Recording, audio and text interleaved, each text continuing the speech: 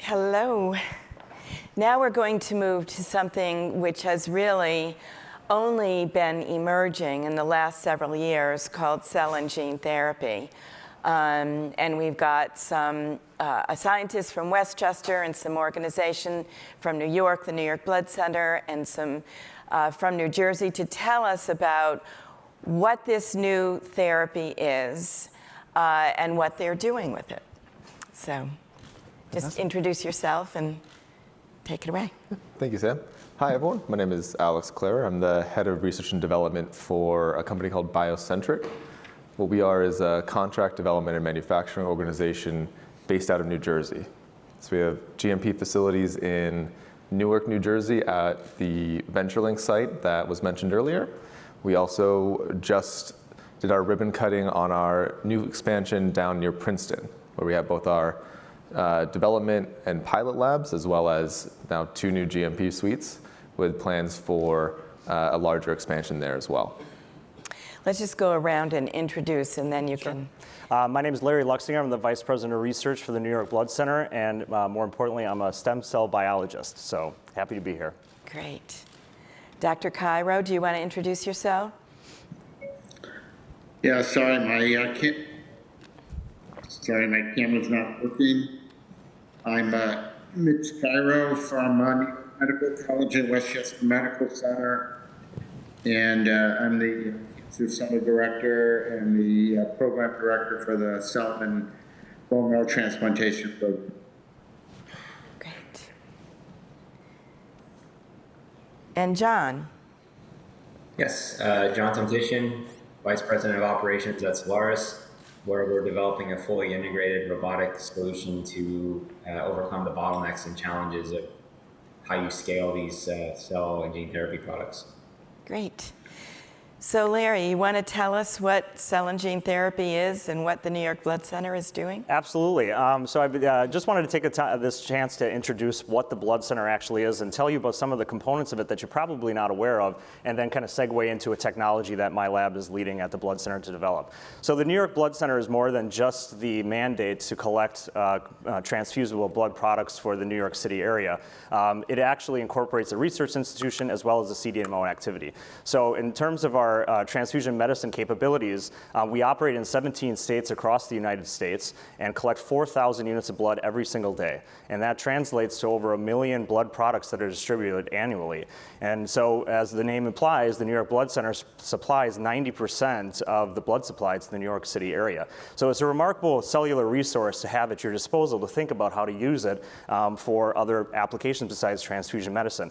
And central to that is the research institute that I lead at the Blood Center, the Lindsley Kimball Research Institution.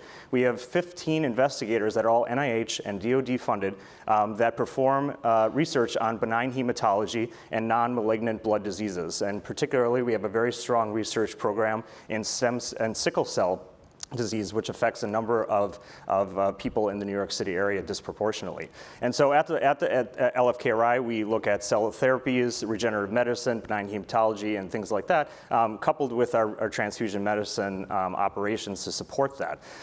What was born out of a necessity during the last few years was the need to have our own in-house CDMO, which we call Comprehensive Cell Solutions, because a number of people that want to leverage these cells for cell therapies have trouble isolating them or manipulating them, and then importantly cryopreserving them so that they can be transported and be more of an off-the-shelf product. And so we have these capabilities at the Blood Center as well.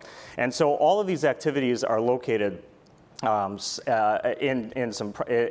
the Upper East Side of New York at 310 East 67th Street and the Upper East Side, as well as our blood processing manufacturing plant in Long Island City near Vernon Boulevard. But we're excited to tell you that we have embarked on the development of 2 new biotech campuses for the New York Blood Center that are going to enable a lot of research and development. So the first one is actually going to be located in Rye, New York. We're calling this the Rye BioHub, and this is it was was mentioned before a speaker today, the former Avon pick and packing plant that's located at the intersection of I-95 and I-287. And so this is a 187,000 square foot campus that's going to be home to donor centers as well as the blood processing plant that's currently located in Long Island City. And it's where LFKRI and the research activities are going to swing to for a number of years while we really develop the crown jewel of our campus that's being designed by G3 and Hera Architects, which is what we're calling the Center East Life Science Hub. And so this is located, again, on our property at 310 East 67th Street. It's going to be the state-of-the-art laboratory space that's going to have 520,000 square feet of space. And we're hoping that our research institute will be able to interact with as an incubator for startups and biotech companies to really synergize the resources that I mentioned that the Blood Center has. And so we're very excited to tell you about these buildings, and hopefully we'll have both of them completed near the end of this decade. And so with these locations, as well as the resources that I just outlaid, there is the initiative at the Blood Center that we're taking on to think about self-manufacturing capabilities of the future. And so we're creating something that we're calling the New York City iPSC, or Induced Pluripotent Stem Cell Haplobank. And this is a technology that we hope will enable safe and effective stem cell-based therapies in the future. So what you probably have heard about in the news is the enthusiasm around stem cells as a potential source of regenerative medicine. And over the last 20 years, the technology has really been developed to turn an adult donor cell, like you sitting in the audience, and reprogramming it back to a state of developmental reset that enables the cell to become a stem cell that can be derived into any tissue type in the body. And so this is what we call an induced pluripotent stem cell. So it's a very powerful platform, a very powerful technology to think about the future of cell manufacturing. If you can make a cardiac cell, or you can make an adipocyte or a blood cell in a dish, you could potentially make this a very off-the-shelf product and eventually at some point give it back to the individual patient. The problem with this is that making iPSCs is expensive, laborious, and time-consuming. So having an allogeneic or off-the-shelf kind of product is really an important thing to have. But there are two problems with allogeneic therapy. One is the ability to make sure it's quality controlled and reproducible. And the second is that it will be accepted by your body when it's transplanted into you. And so these problems mar the field of using allogeneic therapies as a long-term source for the cell manufacturing processes. So there is another resource we have at the Blood Center, which is the National Cord Blood Program. It's home to 61,000 cord blood units, which is an alternative source for bone marrow transplant material. And we have identified in our cord blood bank that there are a number of donors that have a unique genotype that we call HLA homozygous. And this is the molecule that identifies self versus non-self in the body. And so we believe that by using these cord blood units that have the ability to be matched to many people in the population, if we make 25 or 30 of these homozygous HLA iPSC lines, we've calculated we can achieve a coverage of 70% match for the New York City population and more broadly in the United States area.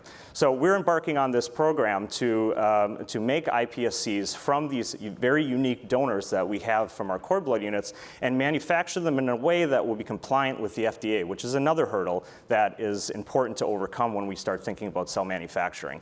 So as we do this, we envision making a master cell bank from our cord blood units that are reprogrammed into iPSCs and manufacturing them in a GMP compliant space that we have currently at the Blood Center and in our future homes, and then enabling the technology for other scientists to use iPSCs to make the organs and the cell types that will be effective for cell therapy in the future. And so with that, I will leave you and turn it over to my colleague. I think we have Dr. Cairo next. Okay. I just want to, because the slides are in order. Right. So Dr. Cairo, you're on. Can you see the slide? I can see the slides. Okay, good. Hopefully someone will advance them for me. Sure. So this is... So, as opposed to the last talk, I'm going to talk about the here and now that we're doing with allogeneic therapy. Thank you. brief background. I'm going to focus just my brief comments on sickle cell disease. This is an orphan disease that occurs in mostly African American and Latino patients. It's a genetic disorder and it leads to chronic complications, multi-organ dysfunction, and early death in their 40s. And it's also somewhat receptive disorder. Hence the cartoon there showing the sickle is how the disease got named sickle cell anemia. Next slide. So this shows you the progress. This disease was originally diagnosed in 1910 or so. And 100 years have gone by, and despite some improvements with the use of prophylactic penicillin and vaccination and transfusion to prevent further strokes and a drug called hydroxyurea, patients are still dying in their mid-40s of this disease. Currently, allogeneic transplant remains the only curative therapy for patients with sickle cell. Next slide. So I kind of covered this, so we'll move on to the next one. So stem cell transplantation can definitely cure sickle cell disease, but so far this has been limited to a lucky few. This is changing fast. This was back in 2014. Next slide. So as you heard from the previous speaker, there are different sources of cells. There are cells that we can get from related donors, and they're stratified by whether they're fully tissue matched, shown here in HLA match 6 out of 6, some closely matched, or those that are usually only half matched, we call haploidentical. And then the second source is unrelated, and obviously the pioneering work at the New York Blood Center that we did in collaboration back in the day with them. Unrelated cord blood is an option, and those unrelated donors. Without having enough time to go into this, the unrelated donor is quite limited. The number of matches that come up worldwide for African American Latino recipients is few and far between. And without going into detail, cord blood, at least unrelated cord blood, has been less successful, large parts limited by the dose of cells that are available. Research is ongoing by many to try to improve. So that really only leaves about 15% of children who need a transplant can get one through a match-related donor. And so we hypothesize that maybe we could use the parents as haploid donors, even though they're only half matched, and to circumvent the problems using a half match. Next slide. So this is actually work we did in collaboration with the New York Blood Center. And we received a grant from the government to take half-matched groups and process the donor cells that we would basically enrich in our cellular engineering laboratory here at Westchester Medical Center, and basically collect the early stem cells that are important, that are called CD34 cells, and to avoid problems, do a full depletion of these cells and add back into the product, add it back to fixed number of T cells and other nuclear cells to facilitate a high engraftment, to avoid the problems of graft versus host disease in the recipients given that this is a half match. Next slide. So without going into a lot of detail, this is a complicated slide. This is sort of the process that takes place. We collect the mother and father prior to the start of the conditioning.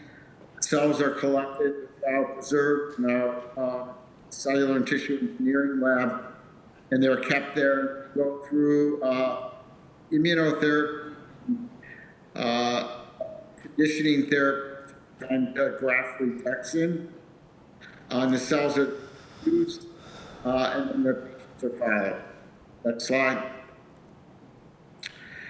And this is work we published in JAMA Pediatrics about a year and a half ago, showing results being the same as if we used match-related sibling donor with 1 year, 90% of free survival, and long-term outcome. So this has now created an option for patients, 85% of whom don't have an option of being cured of disease, of using a cellular engineering approach to create a graft for them from their parents. Next slide. And while expected reasonable survival rates, sickle cell disease is one of the most debilitating diseases known to human mankind. And what this is showing is their quality of life before transplant. In the blue, showing how decreased it is compared to siblings or age-matched controls. And then during transplant, as to be expected, the quality of life goes down. But by the 2 years later, after all is done, their quality of life goes back to essentially normal to other patients. So not only are they being cured of their disease, but their quality of life has returned back to their fellow students that don't have sickle cell disease. Next slide. If you want to hear more about it, go to our sickle cell transplant consortium website. This is a multi-center, institutional, multi-investigator program. We're into our second phase, about to start our third phase. And then the next slide is, these are pictures of our happy warriors who have now returned normal to life and living a life they never dreamed that they would live. Of course, I have permission to take pictures. And lastly, if you want to hear more about it, next slide.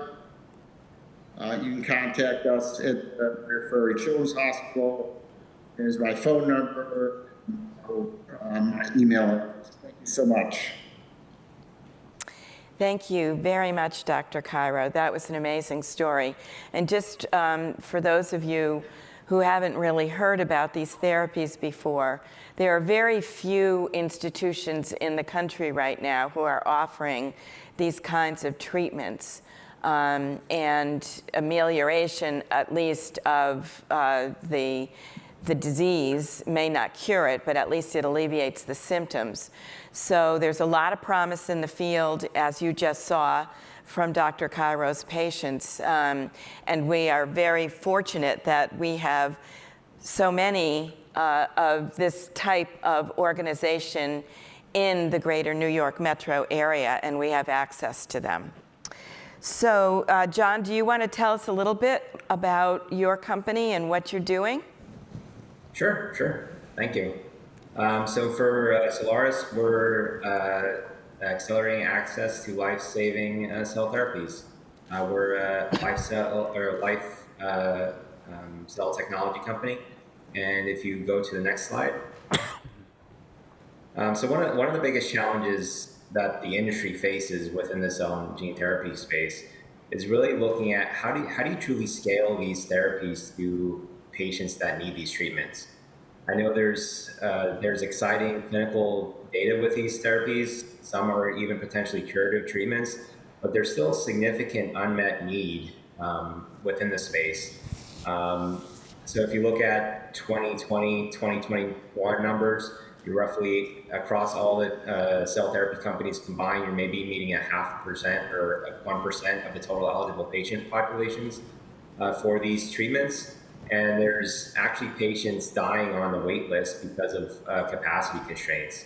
So there's really a need for high throughput automated manufacturing technologies to truly scale these therapies.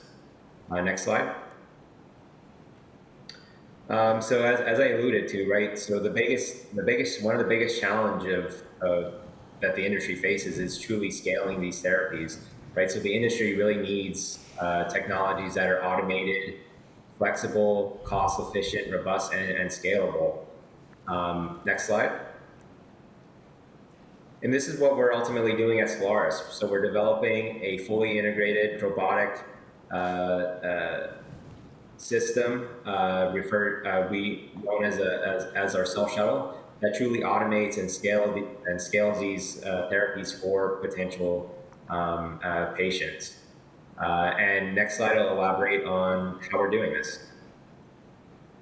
So our cell shuttle technology is an automated high-throughput cell therapy manufacturing platform that, with our custom consumable and cartridge, allows for that end-to-end automation where all unit operations can be performed within one cartridge.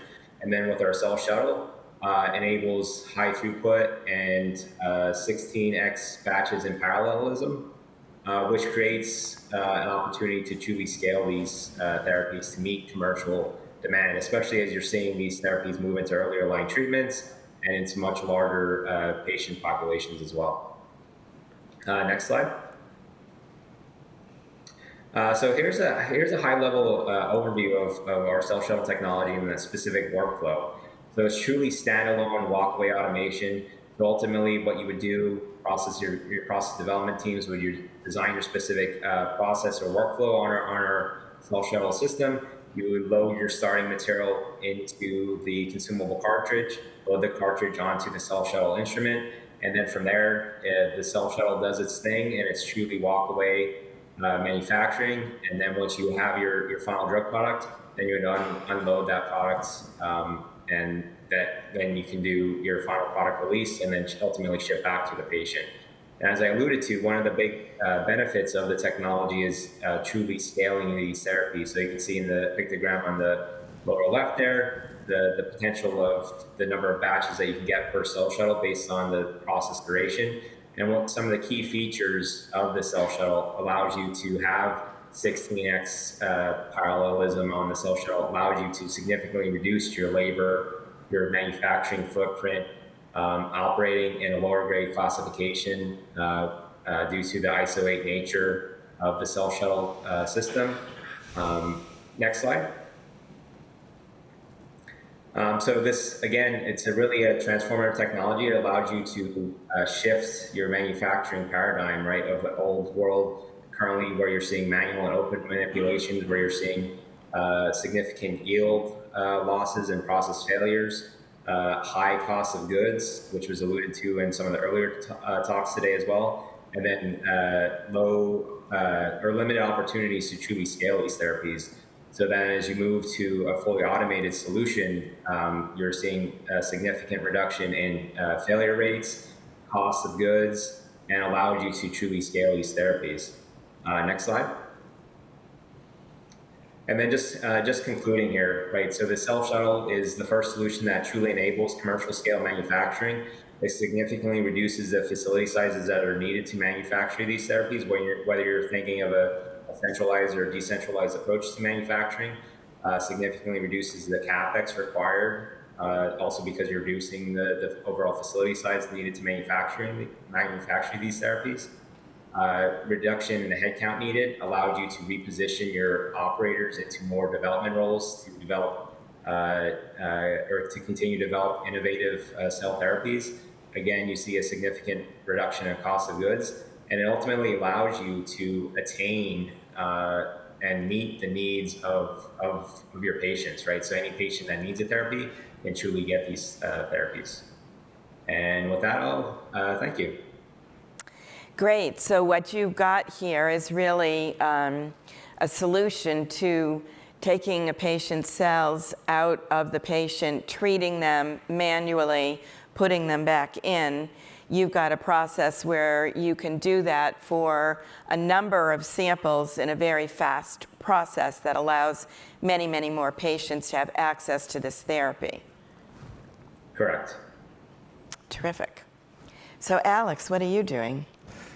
Yeah, hi Sam. So as I mentioned earlier, and I apologize for overstepping my intro, I work for a company called BioCentriq, and I think the general theme that we've heard from this panel regarding cell and gene therapies is access is key. We have what we believe are transformative therapies. I don't know if anyone caught CBS this weekend. The Emily Whitehead story is kind of the hallmark of our industry. Getting one dose and being cancer-free for the rest of your life, right? Delivery requires end-to-end understanding of your product. And where we are within cell and gene therapy is every product is unique. Every product is defined by the process. And the clinical sites that administer those therapies are highly specialized and require a significant amount of communication from all players, right? So from the sponsor, from the manufacturer, and from the provider. So BioCentriq, we're a full-service cell and gene therapy CDMO, where we're technology agnostic. We develop processes to the underlying technology, so the product that is developed by the by our therapeutic partners. And we look at providing the engineering backbone needed to augment the deep scientific understanding of the therapeutic developer. So we have 3 core offerings, one in GMP manufacturing, where we do phase 1 through 3 clinical production. We provide regulatory and quality support. The FDA is very new to these products. They've looked to the industry over the last number of years to provide a better understanding of what the quality environment should look like and how we can innovate and better deliver products through that. And we help our clients work through some of that undefined area around their product. We provide testing and testing management as well as disposition for our clients. The product disposition, which is the actual delivery of the product to the patient. We provide MSAT and process development support. I think the audience here is probably not going to be super interested in these capabilities, given we're at a real estate, so I might breeze through this. But basically, we work with our clients from where they are at the bench to where they want to be with a commercially launched product, and we provide the support necessary throughout the product lifecycle to achieve that. We meet our industry challenges through capacity. There has been a capacity constraint. We've seen tons of investment in manufacturing facilities, as mentioned in previous panels. As anyone who's seen the $1 billion of funding that was funneled into resilience and CBM, there's massive manufacturing facilities, but you need to know your product. You need to know how you're addressing the constraints. And we do that and allow rapid product initiation. We allow our clients to hold on to their IP. We don't look at absorbing anything from those partners. And we have a hybrid team model. Every product is different. Our partners have worked with their product for 20 plus years. We're not looking at trying to supplant that. We're looking at trying to augment that. And this is a closer look at our hybrid team model. I think what we're hoping to do is to transform this manufacturing model. And when I talk about that, there are 3 higher level manufacturing models. You have a centralized model, which is, I think, what most people are familiar with. You have one big facility that is full of bioreactors, a couple people, and they control the automation of those large scale manufacturing. That's great, that's here, that's going to continue to be here until we've all transitioned into retirement. If you look away from that, when you look at having 10 KOL centers for cell and gene therapy, then you can think of having manufacturing at each one of those opinion leader sites. And you're looking at distributed manufacturing. You're manufacturing regionally, manufacturing closer to where your patients live, and being able to deliver that product in a more personalized, faster manner. And then distributing even further is point of care, what is colloquially called bedside manufacturing. That is where we see autologous manufacturing thriving, where you are manufacturing for a patient, by the patient, with their tissue. that is less of an engineering challenge and more of a quality innovation challenge. How do you manage the testing? How do you make sure that what is being made at the bedside is actually your product? And I think from a engineering, I think some of the technologies that companies like Cellares are putting out really help us solve that POC, that point of care challenge. And now we're looking at a quality innovation challenge. And we see Allogeneic, these 10 to 200 liter manufacturing processes staying at centralized and distributed models. And that's what we're looking at building in our Central Jersey site, is an Allogeneic centralized manufacturing site, while still working with our autologous partners to facilitate the future of autologous manufacturing. And so you're in Newark, right? We're Newark and Central Jersey in South Brunswick. And you were just acquired by a Korean pharmaceutical company? Yeah, so we were acquired by a company called Green Cross. They are a pharmaceutical company based out of South Korea. They also are heavily invested in the cell therapy space there, and are our partners. We are an independent subsidiary of GC, but they are our parent company and great partners for us. And you've got a partnership with McKinsey. How does that work? So McKinsey and BioCentriq partnered early on with BioCentriq. They've been great contributors to us. We built the Digital Capability Center for Cell and Gene Therapy with them, which is to showcase Industry 4.0 and automation concepts. So Industry 4.0 is the use of at-line sensors and data manipulation to help understand your ongoing manufacturing process at a high level. Great. So for those of you who haven't heard the Emily White story, actually, at our Philly Symposium in September, Dr. Stephen Grupp, who actually treated Emily White, was the keynote closing speaker for the meeting. And his video will be posted on the Philly Builds Bio website shortly.